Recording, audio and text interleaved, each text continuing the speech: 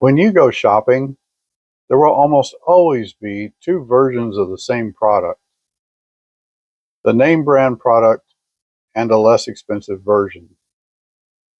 I'm the kind of person who will often buy the less expensive version of something instead of spending 2 or 3 times more on a name brand. If you do that too, leave a comment. I do this with almost everything: home goods, appliances, tools, car parts, clothing. At first, buying the less expensive item feels smart. The price is lower, it seems good enough, and I feel better knowing I still have some money left in the wallet. But over time, the less expensive product usually doesn't last as long. Sometimes it also doesn't work as well, like power tools. Most people already know home model battery power drills probably won't be as powerful or as durable as a professional brand name drill. Same thing with clothing. Department store shoes aren't the same comfort or durability as many brand name shoes, but they are a third of the price. So where's the value? In our mind, it's in the savings. Fun fact, do you realize Walmart's budget-friendly products are named Great Value? Stick around for more on this later in the video. You will notice value tools wear out sooner. Value home electronics don't last as long. Even value food doesn't taste the same. Yet I notice when shopping, I'm being confronted with more and more value options, and I'm choosing those options more frequently.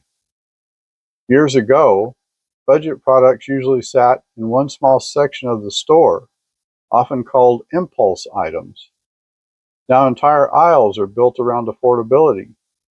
You don't just see one cheaper option anymore.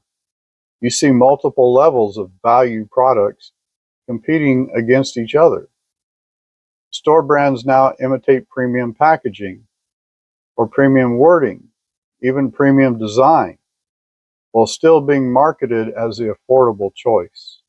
Later, when I'm actually using these value products, the tension starts to build. The TV fails in a year or two, the drill bits break under load, and the clothing starts having loose threads.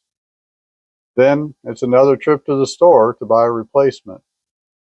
But it just seems like an expectation, an acceptable toll, if you will, for buying value products. We have adapted emotionally to shorter product lifespans, the same way people adapt to rising prices. At first, it feels shocking, then frustrating, and eventually it just becomes normal. Real talk though, price and quality are connected sometimes, but not nearly as consistently as we'd think.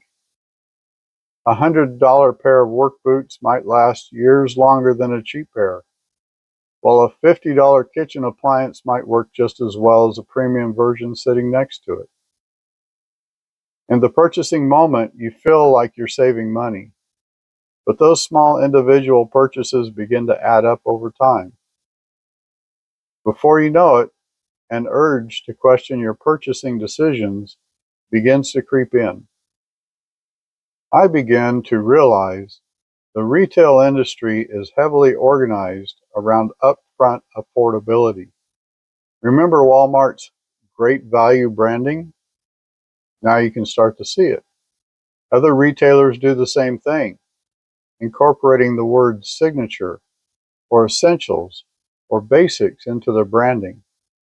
They all hit a chord that implies product value at a discount. We think this way because we buy based on what we can afford, not what it's going to cost us over time. Retail stores aren't evil, they're just responding to people's spending habits. When people increase the demand through spending, cost becomes more valued than quality, and the retail industry shifts to meet the demand. You think you're spending less, but multiple smaller purchases replace one larger one, and eventually you spend the same amount on more without realizing it. And that's my reality. The system isn't optimized around the longest lasting products. It's optimized around what people can afford up front. You don't always choose based on what will last the longest. You choose based on what you can afford today.